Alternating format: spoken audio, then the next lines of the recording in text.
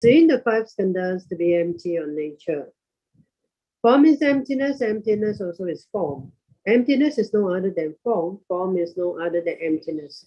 In the same way, feeling, perception, formation, and consciousness are emptiness.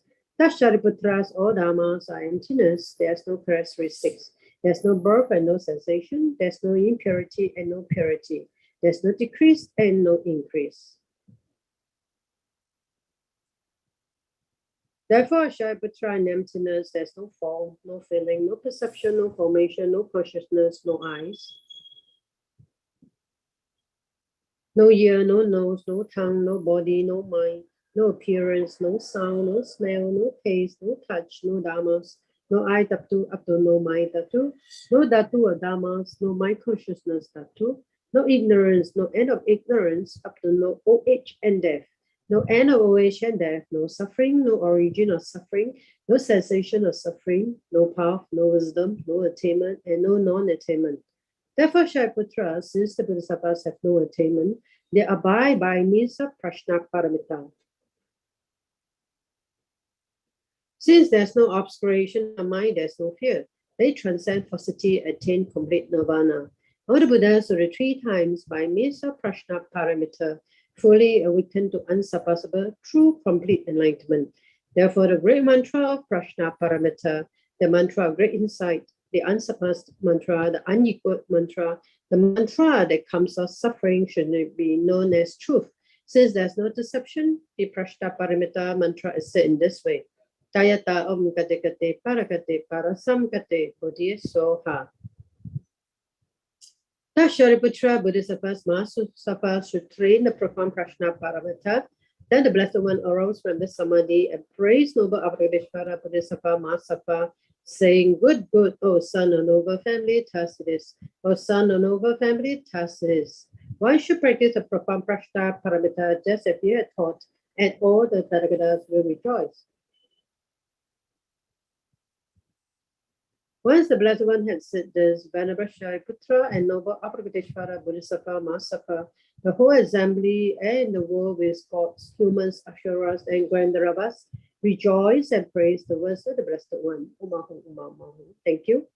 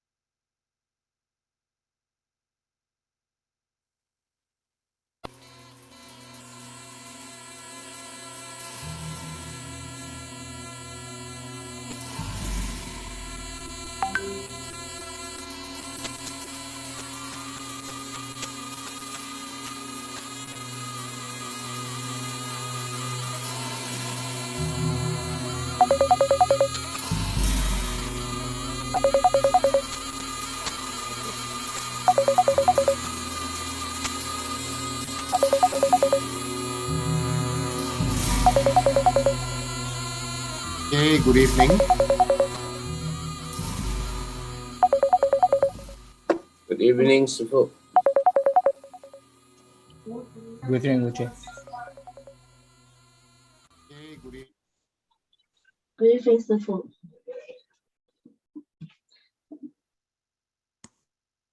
Good evening, Rinpoche. Good evening, Rinpoche. Good evening, Rinpoche. Good evening, Rinpoche. Good evening, Rinpoche. All right, let's offer a mandala before the teachings. Om Ahung, Om Ahung, Om Ahung, Om Vajragra Ahung. Here is the mighty and powerful base of gold. Om Vajraline Ahung. The outer ring is circled with these iron fangs. In the center, the king of mountains, Mount Meru. In the east is the continent Pavavideha, and the south Jambudeva. In the west, Aparagonadiya. In the north is Uttarakuru. Around the east is the subcontinent Deha and Videha. Around the south is Chamara and Upper Chamara. Around the west, Sata and Uttaramatrin. Around the north is the subcontinent Kurava and Karava. In the east is a treasure mountain. In the south is a wish-granting tree. In the west is a wish-granting cow. In the north is a harvest that needs no cultivation. Here's the precious whale. Here's the precious jewel. Here's the precious queen. Here's the precious minister. Here's the precious elephant. Here's the precious and best of horses. Here's the precious general. Here's the great treasure vase. Then here's the goddess of beauty. Here's the goddess of garlands. Here's the goddess of song. Here's the goddess of dance. Here's the goddess of flowers. Here's the goddess of incense. Here's the goddess of light. Here's the goddess of perfume. Here's the sun. Here's the moon. Here is the umbrella that all that is precious. Here's the banner of victory in all the directions. In the center are all the possessions precious to both gods and men. This magnificent collection lacking nothing, offered to you, my kind holy root Lama, together with you, venerable lineage Lamas, to you, Lama compassionate, Lama Losang Tuwak Loje Chang. Together with the assembly of gods, I offer this pure and beautiful collection to you. In your compassion, please accept what I offered for the sake of all beings. Having accepted them to myself and to all beings, please grant your blessings through your great compassion. This ground anointed perfume strewn with flowers, adorned with Mount Meru, 4 continents, sun, and the moon. Offer in visualization as a few of Buddhas. May all sentient beings thus enjoy this pure land. The object of my attachment, anger and ignorance, my body, wealth and enjoyments, without any sense of loss, I offer this collection. Please accept with pleasure and bless me with freedom from the 3 poisons. Venerable holy gurus, in the space of a truth body, from believing clouds of your wisdom and love, let fall the rain of profound and extensive Dharma in whatever form is suitable for subduing sentient beings. Om Idam Guru Randa Mandalakam Niyatayami. Can you go up a bit, please? Precious Guru, please grant me all the realization of the path, from Guru devotion to the completion of training, the unified Vajra state. Please grant me blessings that my mind will become Dharma, the Dharma will become the path. The hindrances in the path may not occur, that may I cease all wrong perceptions and receive immediately the 2 precious bodhicittas. So let's read Rinpoche. Good evening, Rinpoche. May all be auspicious. Good evening, Rinpoche. Good evening, Rinpoche. Good evening, Rinpoche. Briefly, Rinpoche. Good evening, Rinpoche. Rinpoche. Good evening, Rinpoche. Rinpoche lah.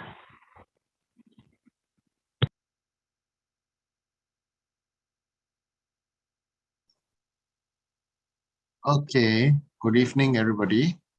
So, thank you for attending teaching, taking the time, the effort to attend teaching. This moment of time to accumulate some merit, the root of merit that makes our life meaningful. So I was asked by my son just now. So I thought to share. My son asked me, what makes life meaningful? So I thought to share my answer that I gave to him, to share with everybody. What makes life meaningful? Life, according to normal people's life is worldly and not meaningful. Why is it worldly and not meaningful? Because it is based on a very casual self. Why do I say it's a casual self? Because it is the self that it is the identity of the self that we feel it is so real, but yet it is so unstable. If it is something that is real, then it has to be stable. Like for example, if you want to buy a diamond, you buy a diamond ring, diamond earring, you know. So you want to buy a diamond, you buy a diamond. So this diamond has a value because it is stable. Stable in its conditions, as beautiful, just transparent, as a very bright, it can withstand the many cuts and gone through polishing like that. So understanding this, then diamond, the quality of the diamond need to be somewhat stable for it to have its own perceived value. Now, for us, our perception of self and the perception of others, why is it always resulting in some kind of suffering? Is because we are putting something that we hope to have permanence, stability, upon something that is not permanent and not stable. Like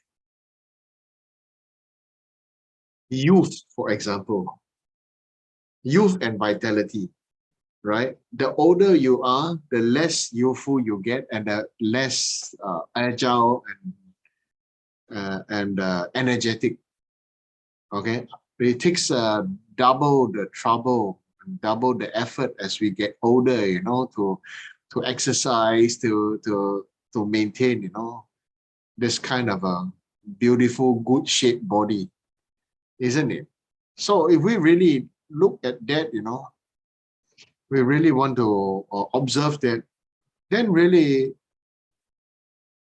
just to maintain a particular stability of a stable form takes the amount of effort gets more and more and more as the years go by. So therefore, more of such suffering, and more of such mental suffering also. Physical also suffering, mental also suffering, right? So we need to understand. These points, because if we do not understand this point, then we are bound to suffer even more. Now, what makes life meaningful?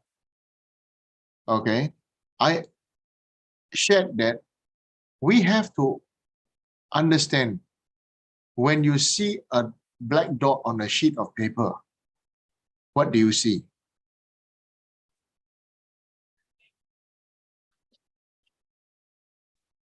You see, ordinary people will see a black dot, right?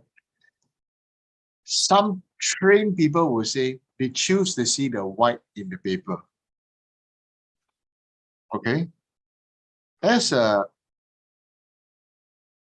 honestly, as a training bodhisattva, we need to train to accept that both white sheet of paper and the black dot. You understand? Don't choose to see the black dot and don't choose the white sheet of paper. Accept the white sheet of paper having its black dot. Some see it as a flaw, some people will see it as art, you know. You just need to get some famous person to take a brush to make a black dab, you know, and suddenly say, wow, who so and so did this, and then they put a signature and everything. Wow, perceived value goes by leaps and bounds. Right? Actually, it's just a black dot. Or just a paintbrush, you know, just a Chinese calligraphy brush, you know, just go and make a dab on it, and then suddenly it becomes so wow. The wow factor is so and so did this, you know, that's why it's special. Yeah. Okay. So when we practice, it's not about the black dot and it's not about the whiteness of the sheets of paper. It is the white sheet of paper with the black dot. And all of us are either a black sheet of paper with a white dot or a white sheet of paper with many black dots. And we are not perfect. All of us are not perfect. I'm not perfect. And maybe you are more perfect. I'm not perfect, definitely. Right? So we get thirsty, we get hungry, and when people are hungry, they get hangry, right?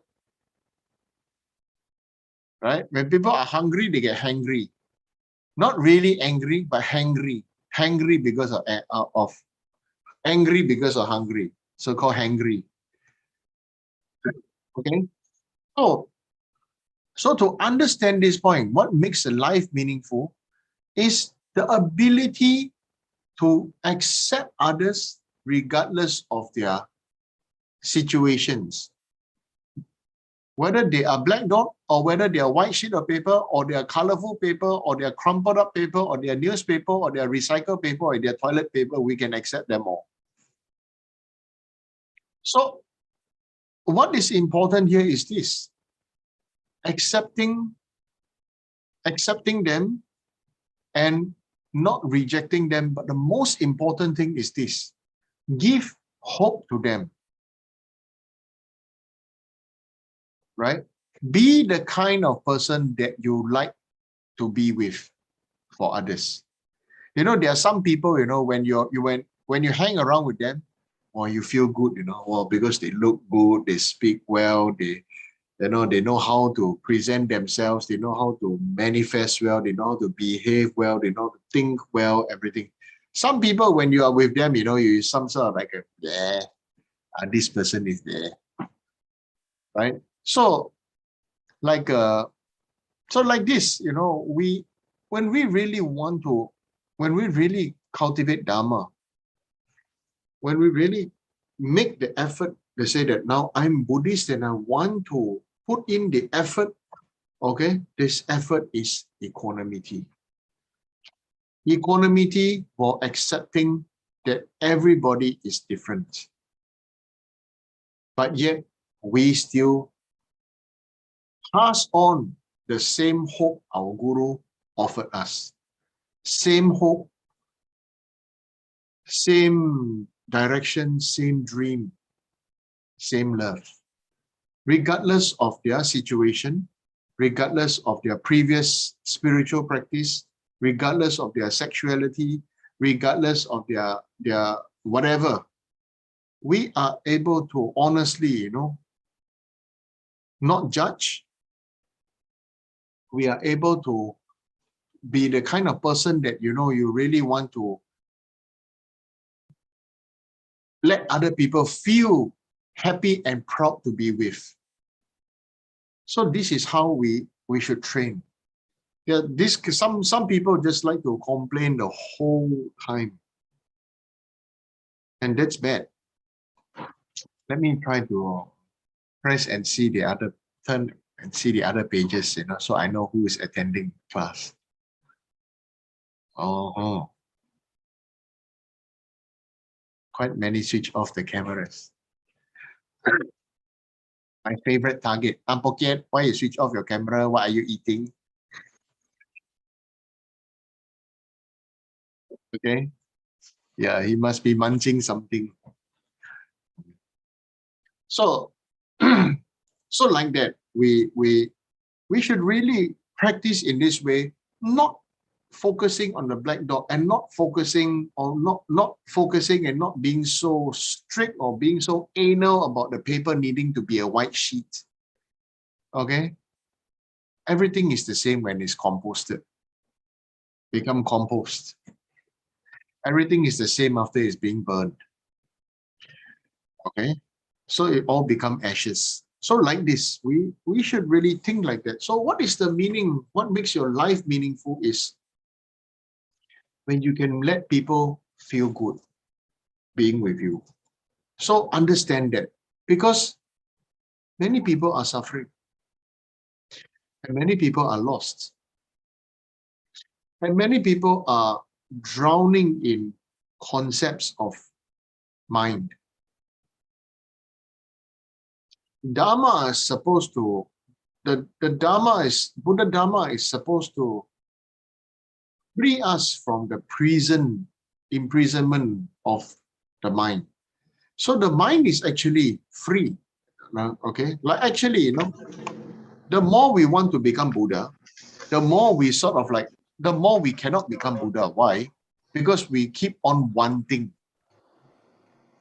You see, it's like we keep on wanting money. We keep on wanting to be Buddha. We keep on wanting to be this. We keep on wanting to be that. We are always in a state of want. Okay, so we aspire and cultivate towards should be the way and the direction and the goal, and not be imprisoned by the state of want. Okay, most of us are always imprisoned by the state of want. So there is always this situation where we are looking at controlling, looking at wanting to receive,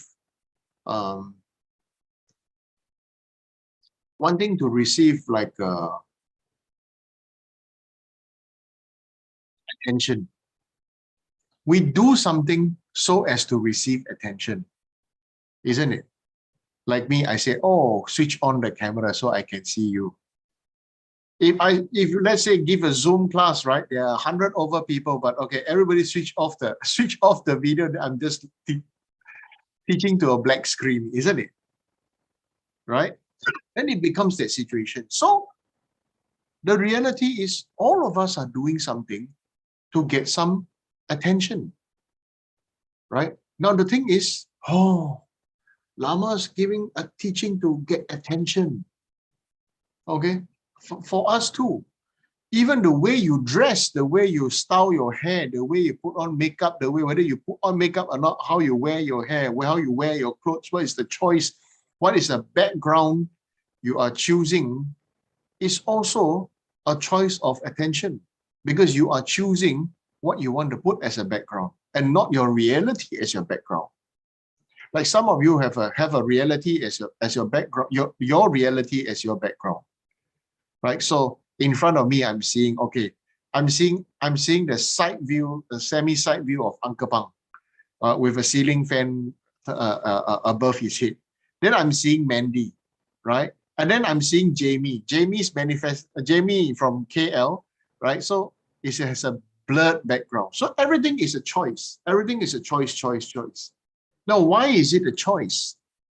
It is a choice because whether we are comfortable in our own skin. Now, I'm choosing this term, whether we are comfortable in our own skin. Okay? So if you are comfortable in your own skin, you are comfortable in offering everything that you have about you. Okay? Now, when we say we offer, what are we offering? Are we offering the physical thing, or are we offering the mind of the situation that you have in your own house? Your house, your body, your hairstyle, your clothes is a manifestation of your mind. Isn't it?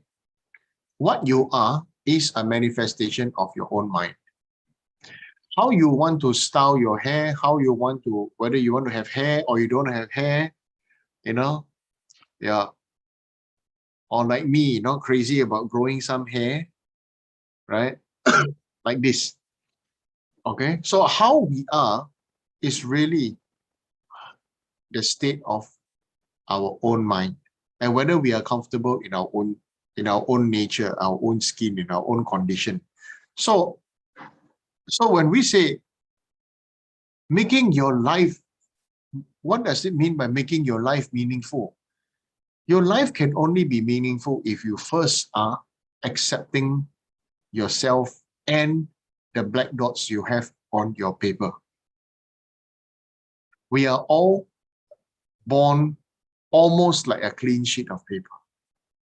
Start life anew, but come along with lot of under maybe white sheet of paper with watermarks, karmic imprint from previous life.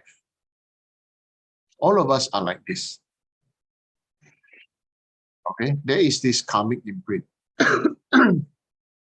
So as our life would go on,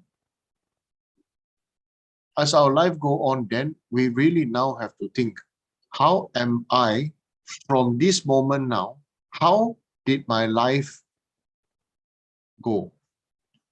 And from this moment now till the time this body dies, what am I choosing to make this body, speech, and mind manifest to be? What am I choosing to let my body, speech, and mind manifest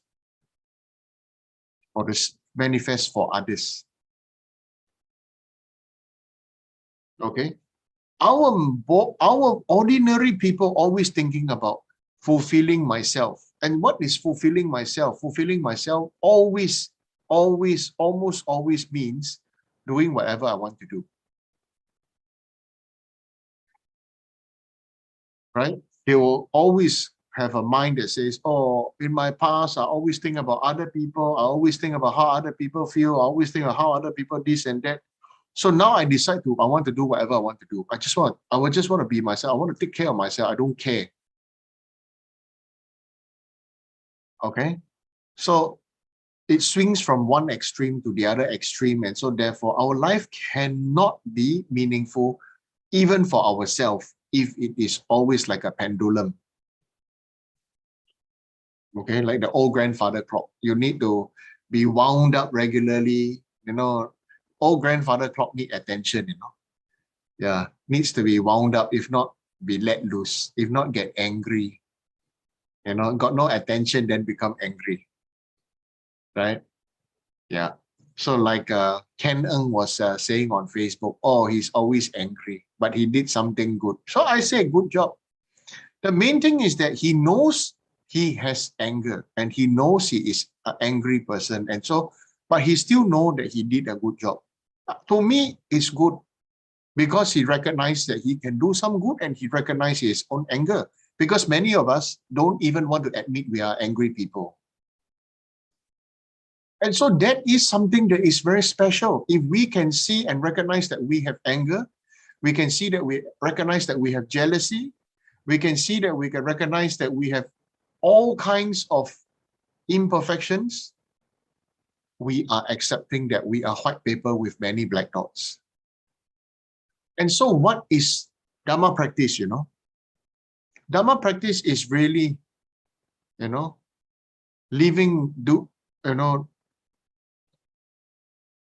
styling. You have to be a creative director to style the paper of your life. I was sharing that I had a friend who had a very unique, I'm choosing the word unique, birthmark on his arm. Okay, so when he was young, everybody was just keep on looking at this birthmark.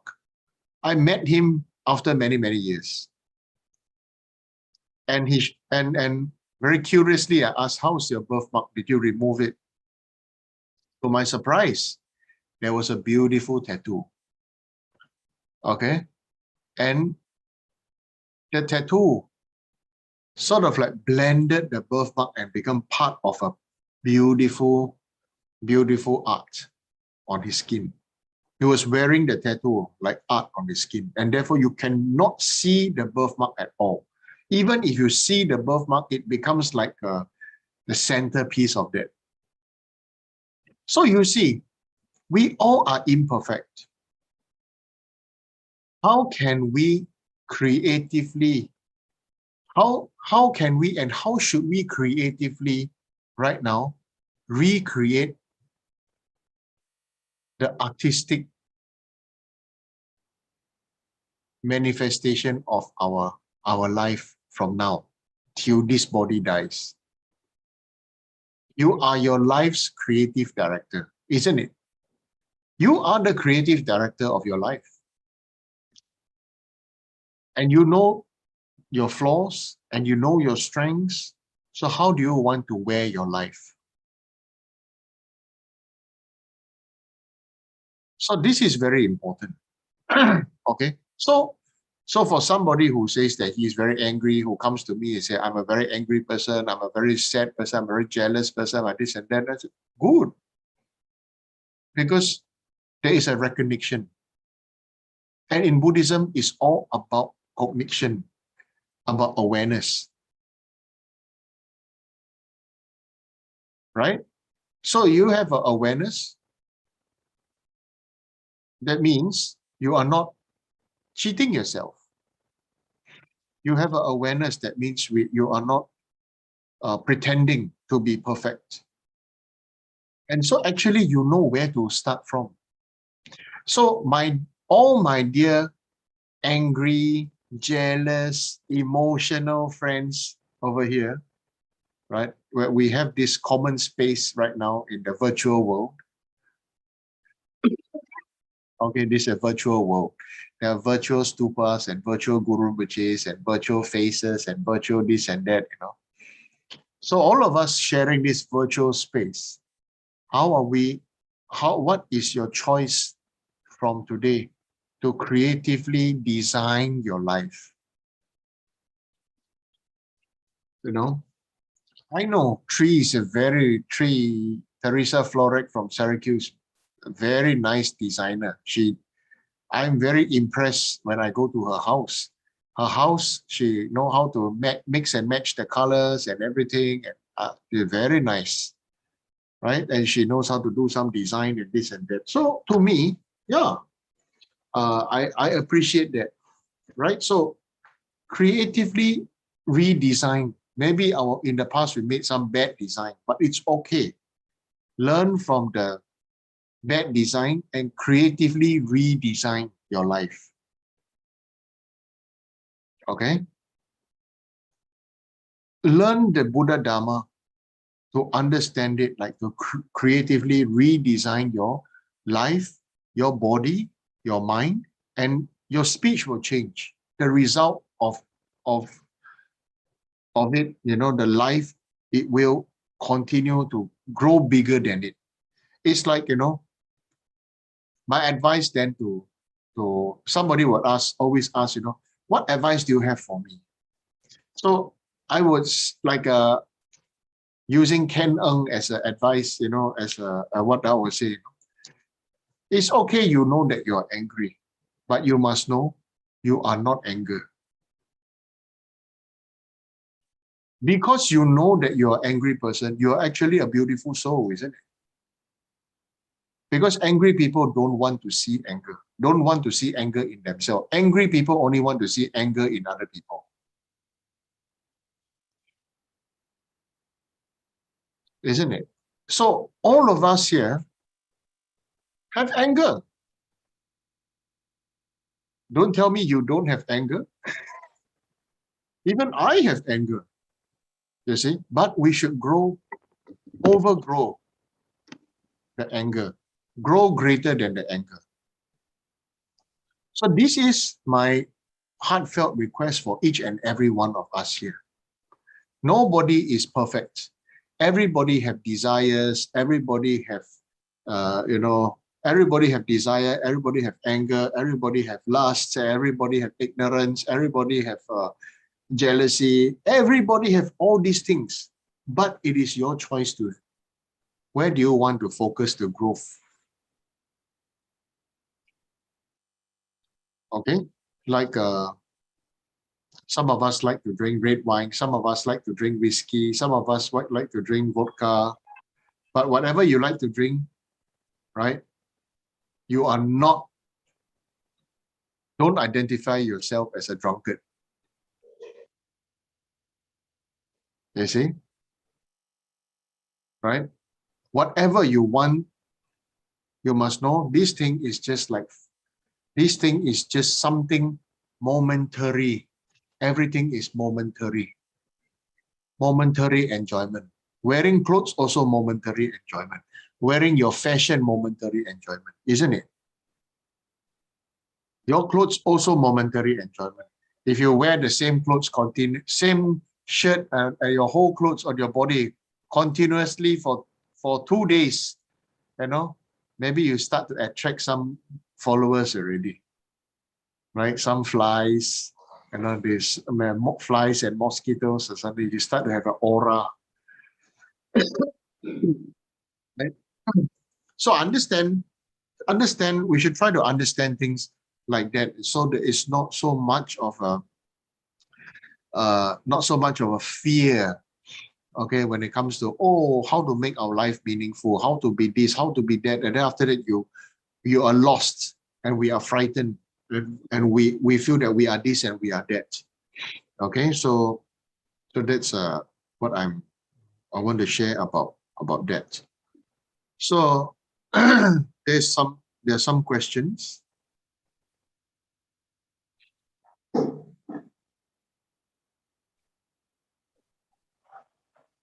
One of the questions tonight is, what is a Samaya? In Vajrayana Buddhism, there is this called Samaya. So what on earth is Samaya? Okay? Or what on earth is Samaya? Now, many people say Samaya is like a, like a promise. Promise. Right? And so if you break your promise, you break the Samaya. But that is only a little bit correct.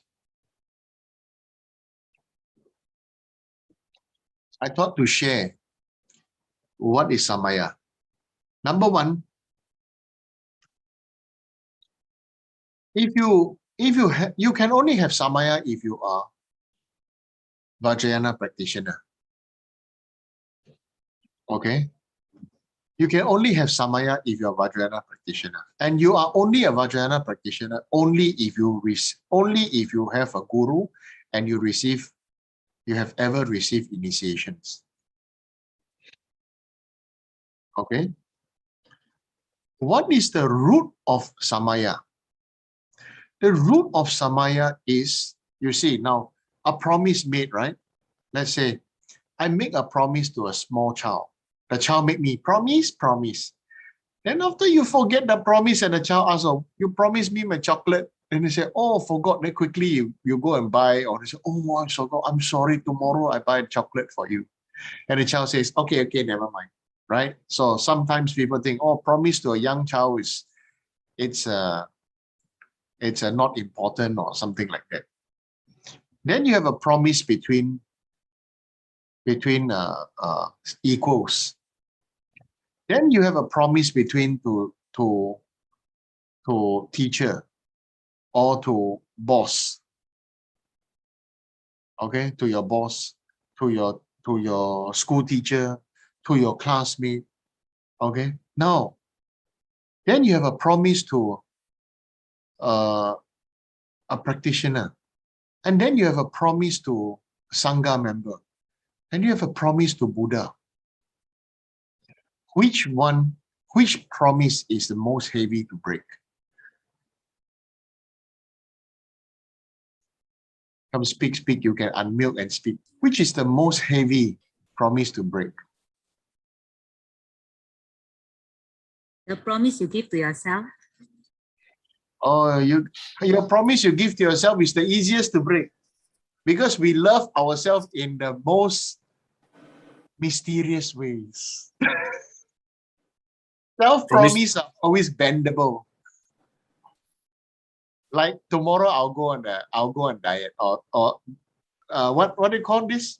New Year resolution. Every year New Year resolution is to lose weight. Wow, I lost 10 grams. Yeah, also lost weight. Yeah. How much do you lose? 10. Whoa, so successful. Grams, not kilograms. So like this, right? So what other answer?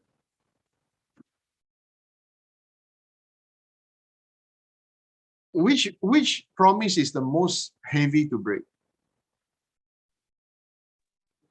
Promise to the Guru. Promise to the Guru.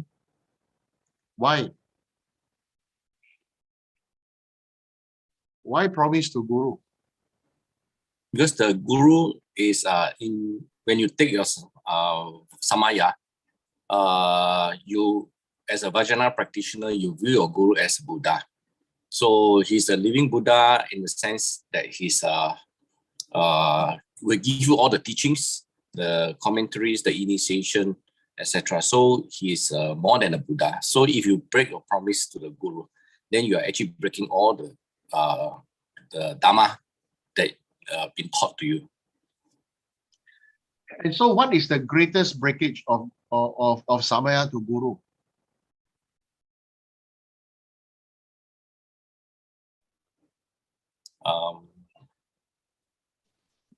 No longer seeing him. Disturbing the mind of the Guru. What? Mama says, oh, now Karma Pang and Dalai Mama speaking, both at the same time, right? Sorry. What? Disturbing the mind of the Guru and what? And No longer seeing him as a guru. no longer seeing him as a Guru. Okay. So that's the heaviest. Giving up bodhicitta.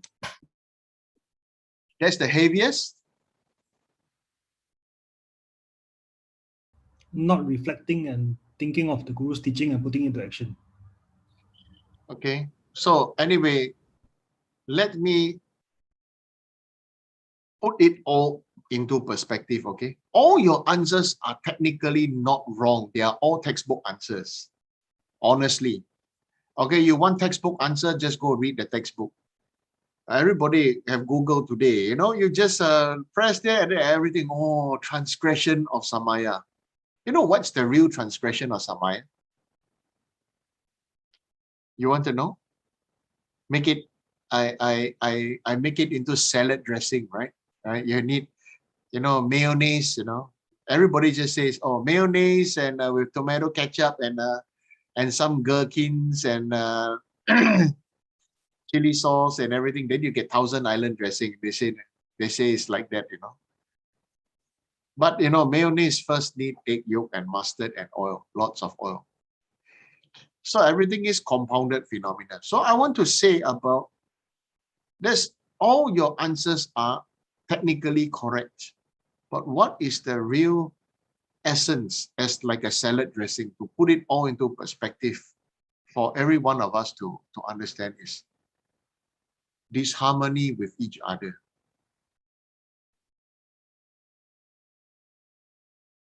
If you're giving up bodhicitta, is it disharmony with each other? Vajra brother and sisters, isn't it? Disharmony with each other is also, you end up, you don't see Guru as don't regard a Guru as Guru anymore. Giving up bodhicitta is also disharmony, isn't it? What were the other answers just now? Come, let's say it again. Not reflecting on Guru's teaching and putting it into action. That is also disharmony, isn't it? What else? Come, Disturbing share. the mind of the Guru. Disturbing the mind of Guru also disharmony, isn't it? What else?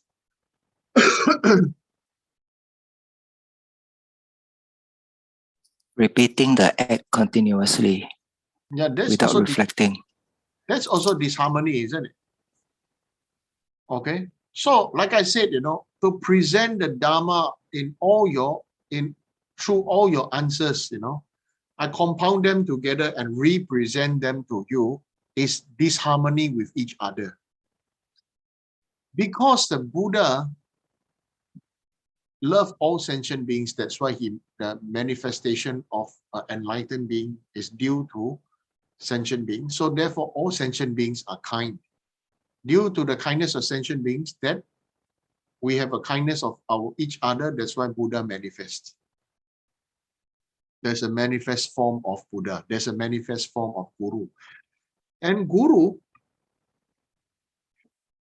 is your Guru because he is manifesting all that is important to pull the rug under your feet. We all really want so much of stability, right? That we forgot. We know we make stability everywhere else except the foundation that we are standing on. So that's why when there's an earthquake, some people beautify their house so nice, but foundation of the house is not strong. So if there's an earthquake, or if there's a flood, or if there's anything, then everything collapses. You understand? Right? So when we say we practice Dharma, when we say, what is Samaya? Samaya is to really hold one another as precious, to see each other as a bodhisattva, right? To support and help one another for the purpose that, each other is a future Buddha. And not, give in to our old mistaken bad habits of complaining and justifying. And it's always somebody else's fault. We also don't need to keep on saying that we are lousy, because we don't need to self-sabotage. But the main thing right here is this: have harmony with self, have harmony with others, have harmony with the teachings, so that it is the ultimate offering of harmony to the gurus. That itself is Samaya.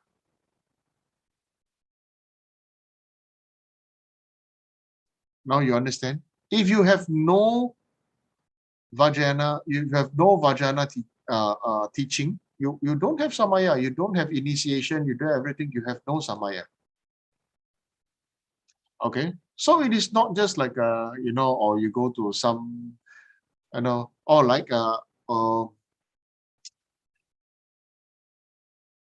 I see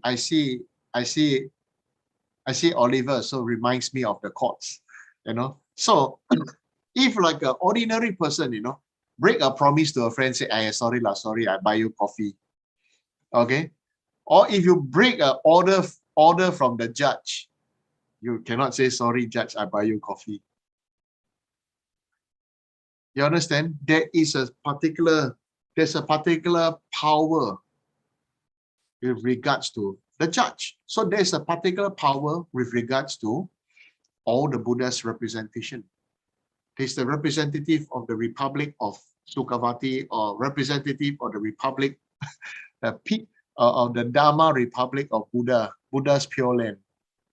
I remember one time I made joke when I was giving Amitabha Buddha initiation in Syracuse. Said, the guru is the ambassador. The guru is the ambassador from the Republic of Sukhavati. Right? Amitabha Buddha's Pure Land called Sukhavati. 极乐世界。极乐世界的这个不是代言人的，叫什么？ ambassador. What do you say ambassador in Chinese? 亲善大使。哇，亲善大使，对对对。Right? So see things like that. See it like that. View it and understand it to be like that. Okay. So when it comes about this so-called Samaya thing. Okay.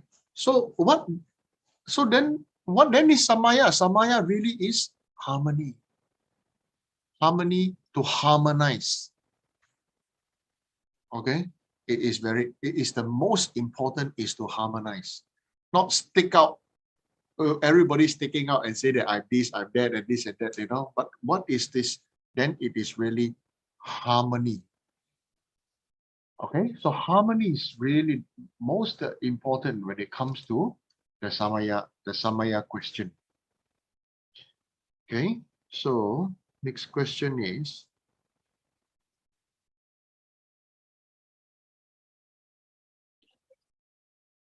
I need something to harmonize. This harmonizes, have the right view. If I don't have this, then it's wrong view, right? I have this, harmonizes it, transform wrong view to right view, like this.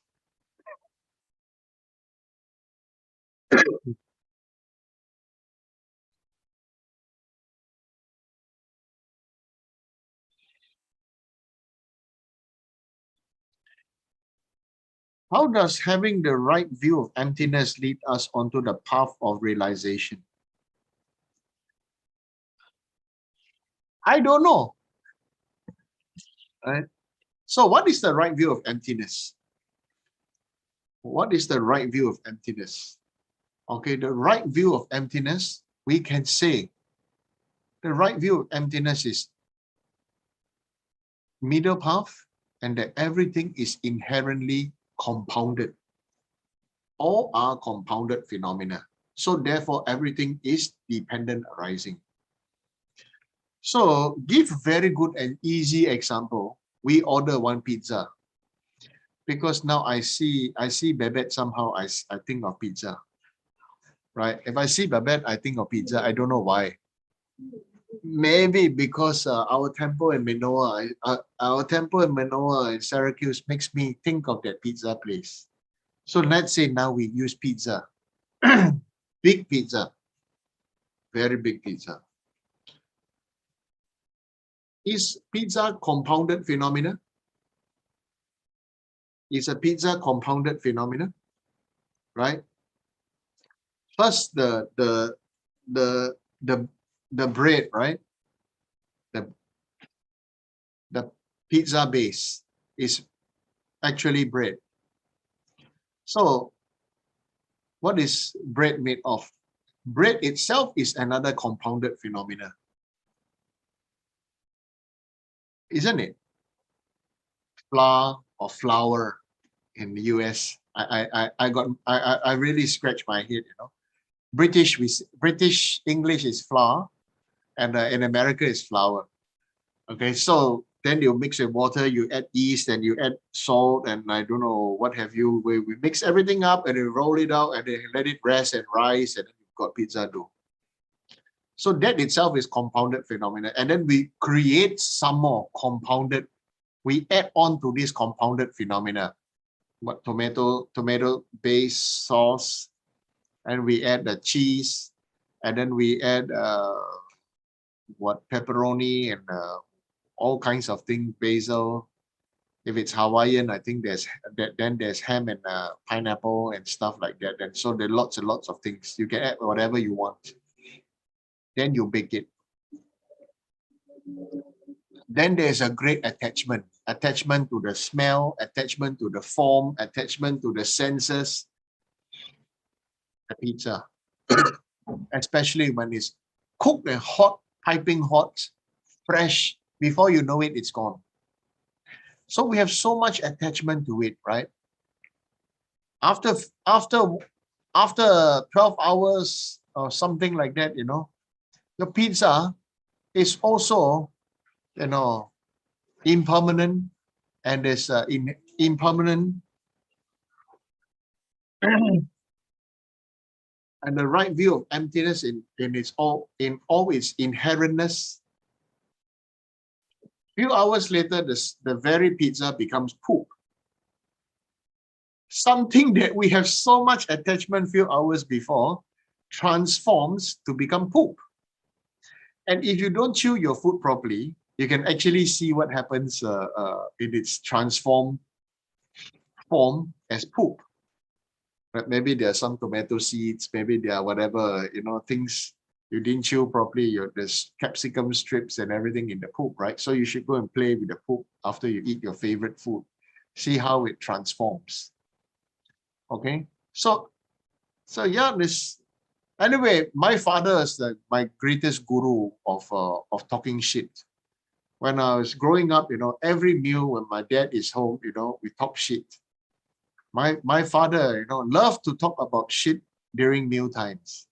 So my first guru about shit is my father. So I can talk shit, no problem. It's not disgusting. Okay, so so really, you know, we should really observe if pizza is using pizza to understand, you know, the right view of emptiness, then this very same phenomena of we are the mind pizza, our mind is also like pizza, our body is also like pizza, our speech is also like pizza, because a speech, even though is formless, like the smell of the pizza, also formless. Does smell have form? Does speech has form? You understand? Words that we say are formless. Like if there is no sound, switch off the sound, mute myself, I just talk, you can see the body is moving, but you cannot see the words coming out from my mouth. All right. So understanding this then, right, lead us to the path of, path of realization. What is the first thing to realize based on emptiness? They both like a clapping hand or take like a steps on the staircase, one another. Right view of emptiness always should lead us deeper into the realization of emotional renunciation. Renunciation of form is easy because we renounce form all the time. Today you like this shirt, you buy. After 2 days, the fashion is gone and everything. Or someone you don't like wearing the same shirt, you throw the shirt away, throw the T-shirt away. Because right now these things don't matter so much. It's not like before, 100 over years ago. I don't know about the West. I'm talking about China, or here in Southeast Asia. People have to make cotton to make into thread, and then after that, the loom, and then after that they have to make their own cloth, and then after that they make their own clothes. So difficult to have a piece of garment, all handmade and special design. They don't throw things so easily.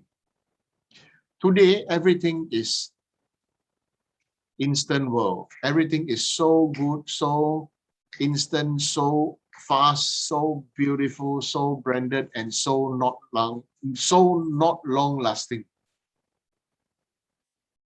Isn't it? Who would want a long lasting mobile phone that can last you 10 years?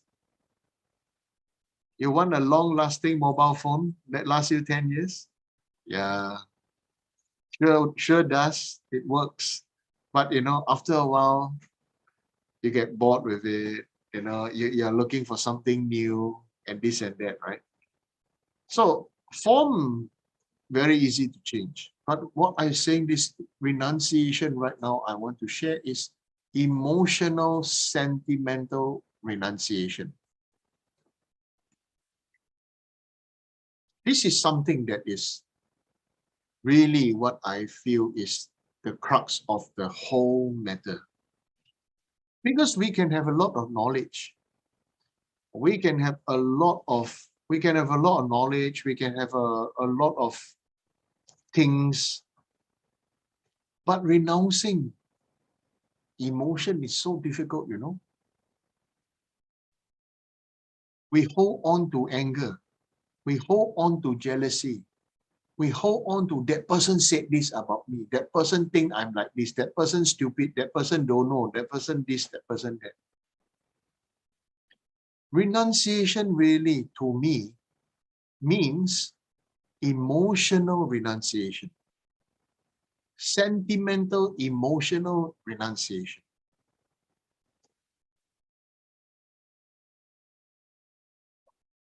Not so much of, it's easy to talk renunciation, to renounce. What is the easy word of renunciation? One very irritating word that everybody like to say, especially when I'm very irritated. Okay, people like to say this: let go. Let go. You're a guru, right? Let go. At that moment, I'm not guru to you. That's why you dare to tell me to let go.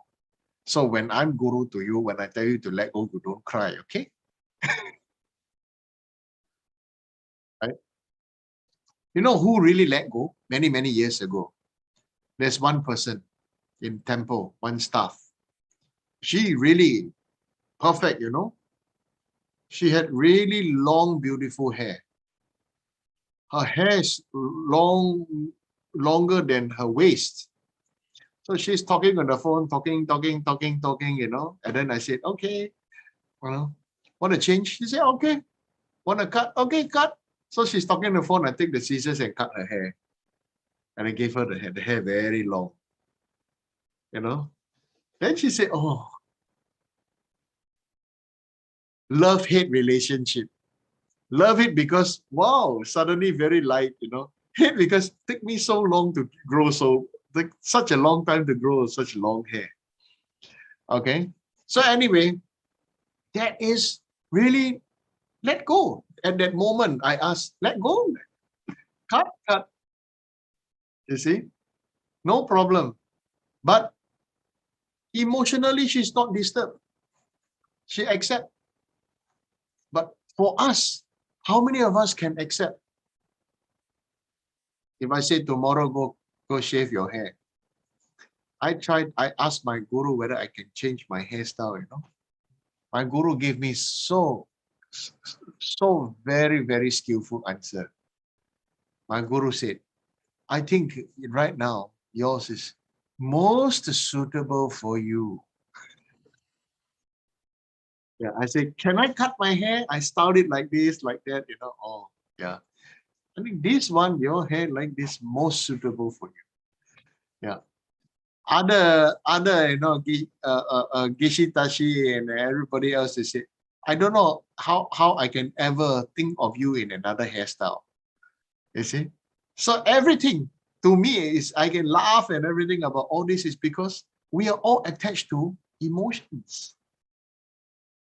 So we said, therefore, this is all this renunciation is to renounce the emotional, is an emotional renunciation. Because form also evoke emotion. Isn't it? If form don't evoke emotion, there won't be so many people trying to lose weight because losing weight and or getting fat, you know, makes me feel good.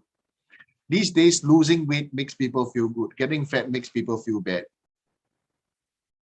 Unless maybe if you're in Africa, you know, the more rounder, fleshier and everything, then so I know about a certain, I heard about some tribes, you know, then that is beautiful. That's fine. Whoever can have whatever form that is beautiful to them.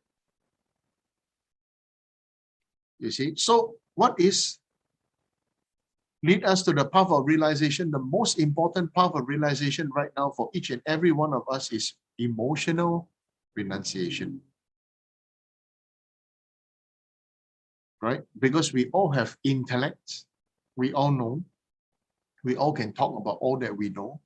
We can talk about all the different dimensions of all that we know. Even can talk about different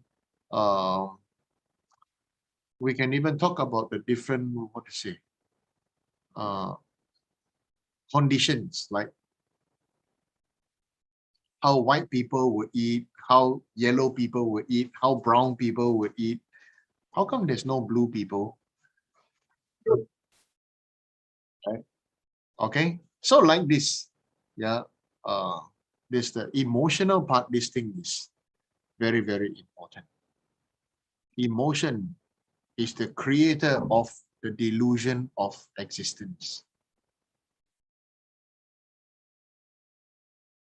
Okay, emotion is the creator of the illusion of existence. All of us are going up and down because of our emotions, isn't it? Right? And what is an emotion always based on? Is always based on attention. Who gave who attention, who didn't get attention, who is expecting attention, and this and that, all these kind of things.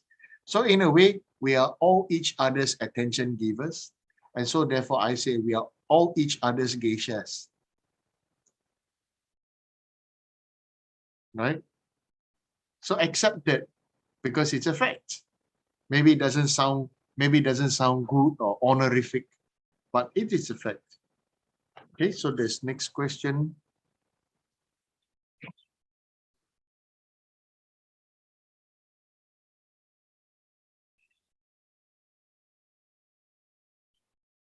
request on my advice on ways to dispel family violence and dispute.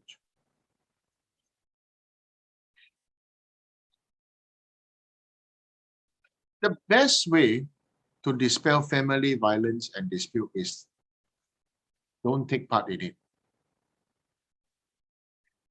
Because this emotion, violence and dispute is always based on evoking on negative emotions. Right? So just don't take part in it. Just don't be there for it. Don't give it attention, and it will actually go away. So you say family violence and this and that, take the leave the person who is angry alone, take the victim out. Okay? Like I give a good example is of course, when this thing happened to you, you won't feel good. But at hindsight, maybe that person may appreciate. One good example is one good of such example is I ask somebody to move out of their house. Okay, move out of their parents' house, and for 3 years, oh, maybe yes, maybe no. Is it good? Will it be good? Will it be okay? And this and that.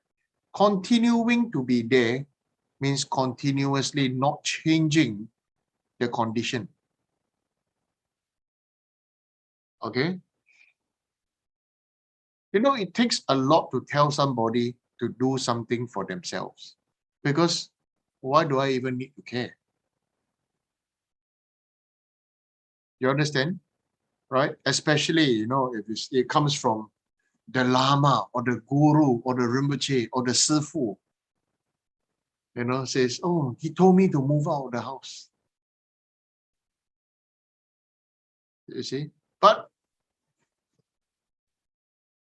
if honestly listen and move out, then condition change, body change, because you get more sleep. You don't live in fear, right? You probably eat better. You sleep better. You understand? Then what is the next thing that will happen? Things will start to settle down. Body settle down, mind settle down. Then you can actually decide, hey, how I want or how I can, try to realign or readjust. You see, some people I ask them to move house. Some people I ask them to move out of their house, move out of the situation that they are with their family or whatever. Not nice to hear, especially if it comes from your guru, your teacher, your sifu, your master, your Dharma teacher, whatever you want to label. Right? But this sometimes will make people rethink and reflect. Okay, so to dispel family violence is number one, don't dispel, just take away. Don't fight. Dispel is to fight back. Okay, don't dispel. I mean, there's family violence. Have compassion, but maybe family violence and this and that. Honestly, my experience, try to renovate the house, paint the house, change the furniture, move something, External living condition also really affect the nature of how we live and affect our mind. So really try to let more sunlight come into the house, fresh air, buy fresh flowers, grow lots of plants, trim the plants and this and that, and slowly, things do get better. Renovate the house and do it like this, and give it time, give the energy to beautifying the place rather than focus the energy of fighting back and dispelling. Is how you can dispel family violence and dispute. Whoever you feed will grow. If you feed the negative thoughts and anger, that negative thought and anger will grow. If you feed on beautifying, feed on loving, feed on making the place nice, decorate your house with fresh fruits, put a tray of fresh fruits, big plate of fresh fruits on the dining table, fresh flowers, even wildflowers, cut, put in the vase, put around the house and this and that. Really, I tell you, it works wonders. Okay, so this is what I want to share about this, advice on the family violence and dispute. So Buddhists, we believe in karma. No, Buddhists don't believe in karma. You're wrong, because you don't believe the sun rise in the east, right? You don't have to believe. Buddhists don't need to believe in karma. So you must understand, when you use the word belief, means there's a choice that there is a choice or there's a chance that it is fake, isn't it? So we Buddhists don't believe in karma. Buddha said just the fact that everything is cause, condition, and effect. That's all. You want to use the word karma. Actually, what does karma actually? The word karma means action. That's all. There's no. Don't harm it by saying that it's a good or saying it's a bad. Action is just action. Action. What is the mathematical equation? Action has the equal and opposite reaction. How do you say it? I forgot already. Every action has an equal and opposite reaction. Oh, yes. Every action has equal or opposite reaction. Thank you, Adash. Okay. So because of every action, then we try to realign this action first by the thought, the motivation. Then okay. Don't just look at the action. Feel people's motivation and feel people's thoughts and feel people's, this next one more difficult, feel people's ignorance. Then you can have compassion. How you have compassion? Because emotion come already, angry. But when you can feel people's ignorance and feel people's helplessness because of ignorance, then you have compassion.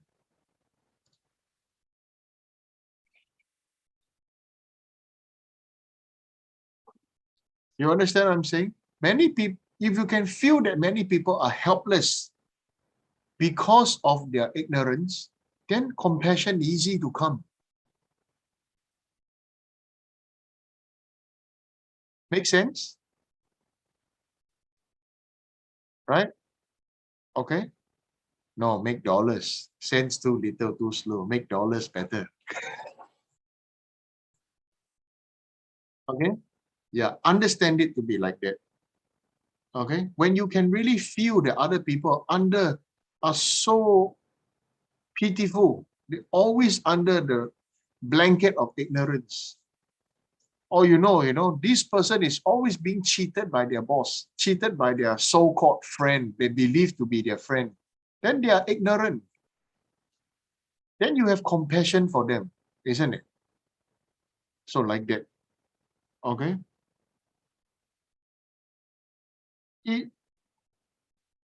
As Buddhists, we believe in karma is, say, if there's something not great we may have done in our past lives, how do we repent and would it help to eliminate past actions in this lifetime? Of course, number one is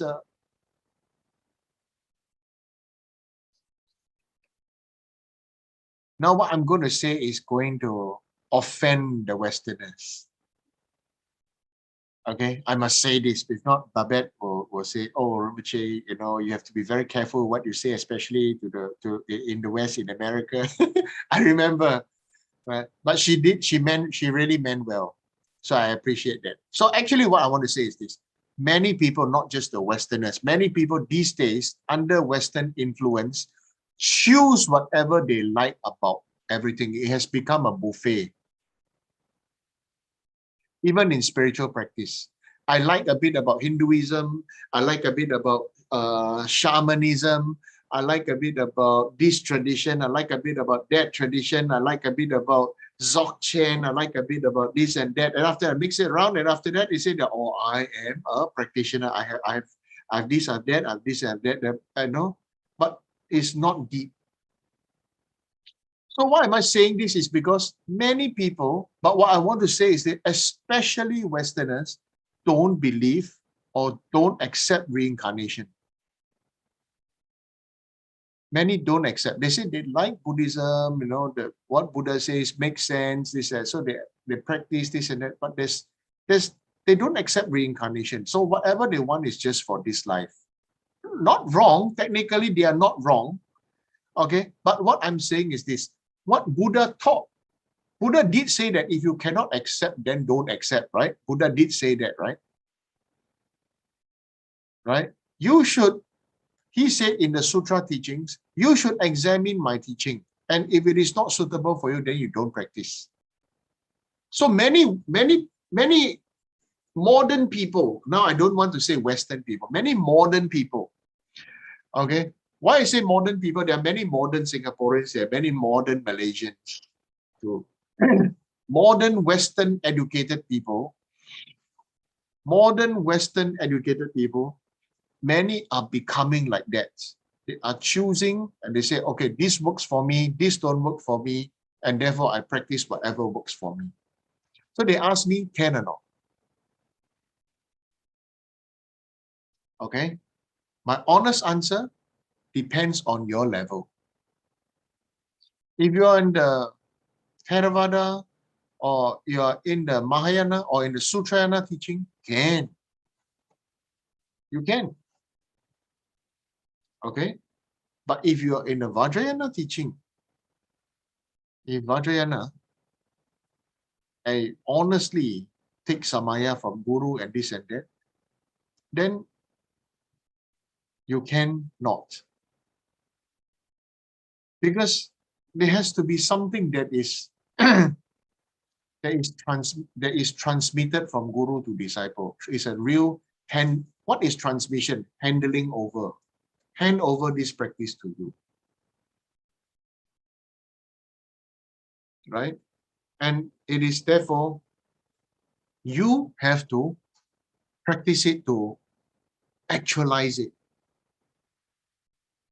You understand? If you don't practice to actualize it, then you are just receiving like collection of colorful stones. Like we have a collection of stamps, right? Now nobody collects stamps. The moment you say collect stamps, you know, it's a big mistake. Everybody knows how old you are. Isn't it? Right? Maybe Eaton collected stamps, I don't know. Right? So so about stamp collection, about this, about that, right? So there are many things. So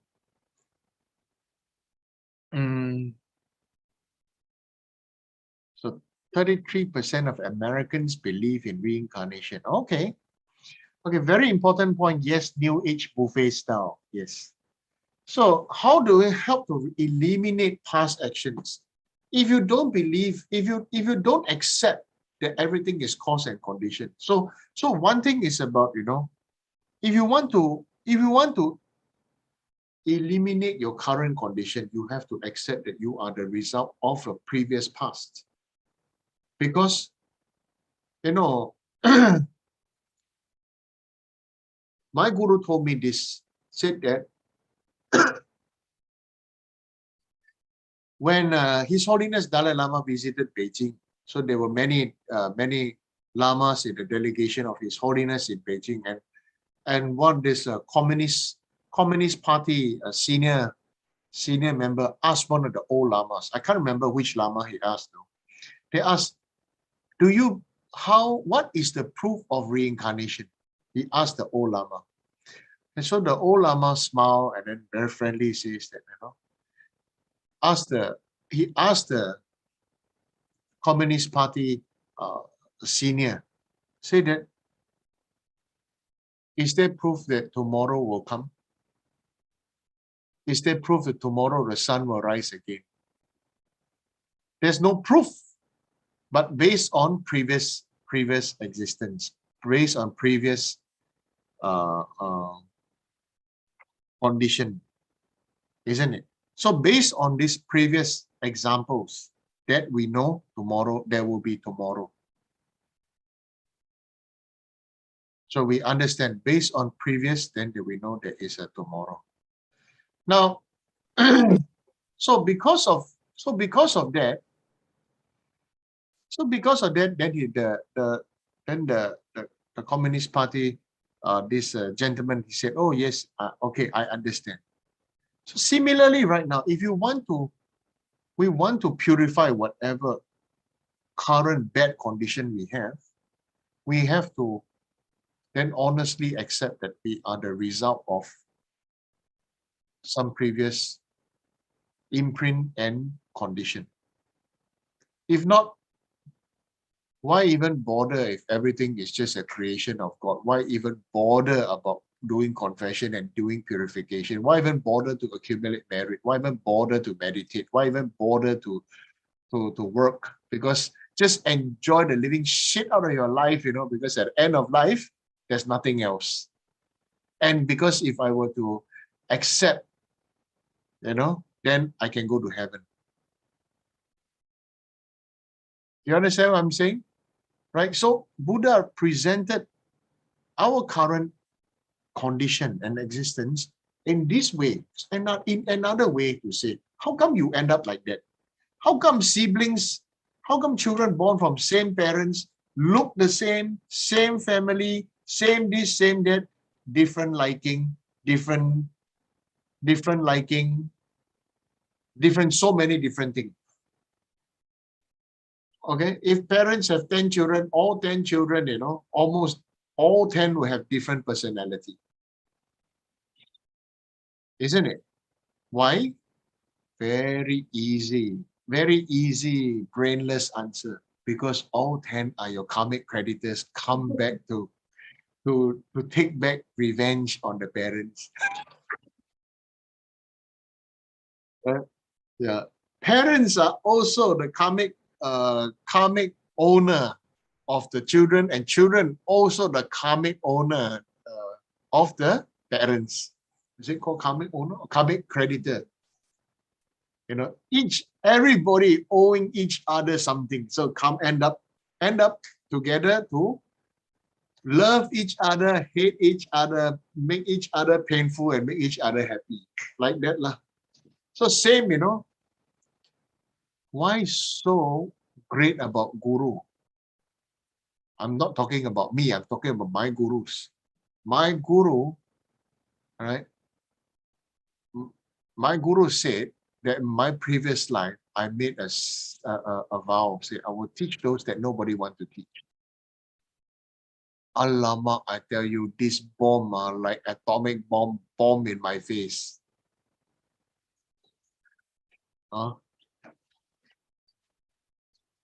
Okay, teach those that nobody want to teach. Okay, this is really voluntarily taking in karmic creditor. Karmic debtor.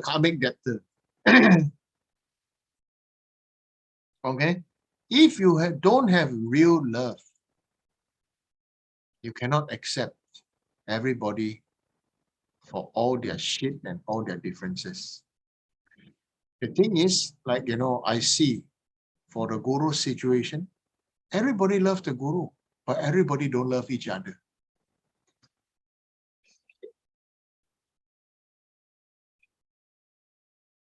Isn't it? Right? Everybody loves the Guru. It's easy to love the Guru, but it's so difficult to love one another. It is so difficult to accept one another because everybody needs attention, needs love, needs help, needs hope, needs direction, needs support, need prayers, need blessing. Most important, everybody needs to actually deconstruct their I and their me and their identity. But everybody going to the Guru to fulfill their I, their me, their identity, their needs, their wants, by praying to Guru and ask Guru to pray to Buddha so that I can have all my wishes fulfilled. So then the verse, oh, so I tell you, Guru as wish fulfilling Guru is supposed to be like worse than prostitute. Prostitute, you get payment, you know. Guru is free. Okay, so you should rejoice if you have Guru because your Guru is free. Okay, think like that. Okay, your Guru honestly take care. Guru honestly love you, take care of you, advise you, sharing you, teach you, help you like this. So appreciate and cherish Guru. Okay, for Guru really honestly doing heartfelt, honest work, whether people appreciate Guru or not. Okay, whether people appreciate Guru or not. So this is something that each and every one of us have to understand. Okay, so then when you repent, you don't know what you want to repent, right? Then you know what? Do you know how to repent? Should I share you a secret now? How to quickly remove the bad condition of your current life? If you don't know what to repent, since you don't know what the shit you done in your past life, right? Right? All of us done so much shit, but this life, you know, we don't remember what shit that we've done at this life, and we are stuck in all kind of conditions and all kind of bad mood swings, anger, jealousy, what the F everywhere. Okay? Everybody knows we are all like that. But how do we purify the fastest way, you know? You want to know? Next week teaching, then I tell you. Okay, so I will talk about this next week. Next teaching that I tell you. Okay, Malaysia television says akan datang. How do you translate that? Please translate. Akan datang, coming soon. Okay, cinema and television always have akan datang. So next teaching topic is how to purify and improve the lot of your life if you do not know what you've done in your past life. Very long talk, very long title. But anyway, maybe you know how to shorten it, all of you. Maybe the Americans, white people, maybe this your native language. My English is not 6:30 or 2:30 only. Sorry. My English only 2:30, not even 6:30. Okay. I hope you understand what the everything that I'm trying to say. Okay. So this is what I honestly want to share. Okay. So whether you believe in reincarnation or not, so now this thing next week, that what I'm going to say, whether you believe in reincarnation or not, I'm going to teach you the very powerful secret method. It's top secret. Okay. So what I tell you, you know, but you don't share to other people. Okay. Yeah. Okay.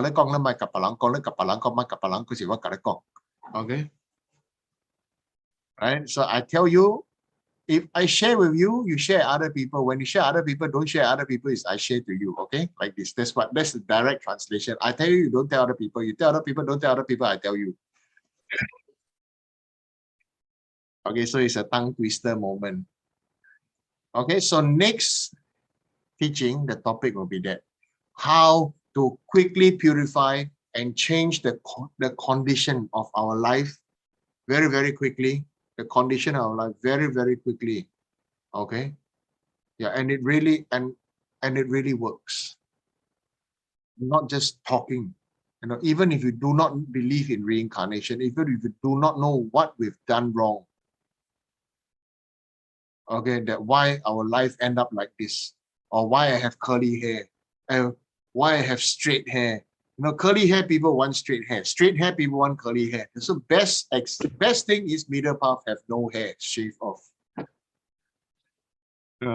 Yeah, I see all the time, you know. Oh, there are actually people who come and request for blessings, straight hair people to have more hair, or some request for blessing also to have straight hair people want to have blessing for curly hair. You do not know all the funny, strange requests people make to gurus.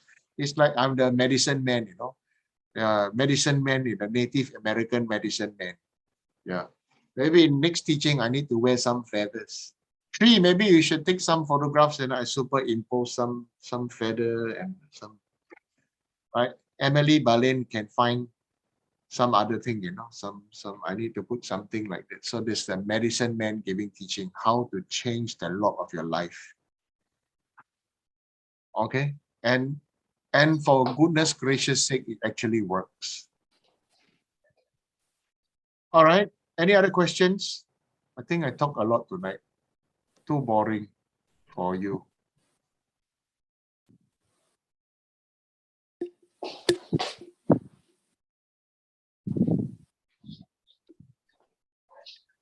Right, so there are some new faces. Welcome. I hope to see you again. I hope you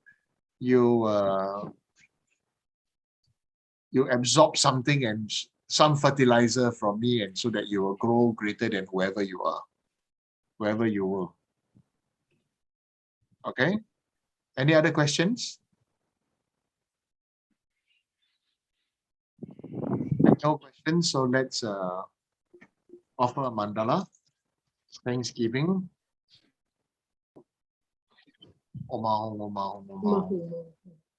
This ground anointed with perfume, this throne with flowers, adorned with Mount Meru, the four continents, the sun and moon. Okay. So anyway, if you do not know what all this talking about, you just feel like a great rolling hills, you know, with a bright sun, clear skies, wildflowers growing everywhere, you know. So if you still don't know how it looks like, you can think of Teletubby Hills. You know Teletubbies, right? There's children program Teletubby. You just think something like that, very nice, very white, very beautiful space, and then think all beings be able to enjoy this pure land. Okay, thank you. No need to recite any long life prayer and this and that, you know, maybe who knows this kind of thing. Right? Longer life means longer suffering, isn't it? If longer life have longer suffering is better.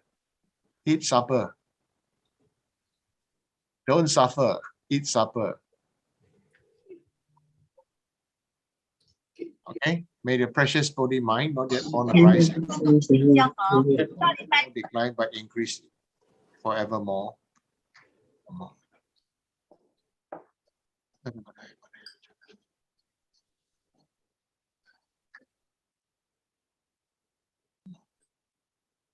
Okay, thank you, Rinpoche, and thank you everyone for attending tonight's teaching. See you tomorrow for the Chinese teaching as well at 8 p.m. Thank you. Thank you, Rinpoche. Thank you, Rinpoche. Beautiful. Thank you, Rinpoche. Good night, Rinpoche.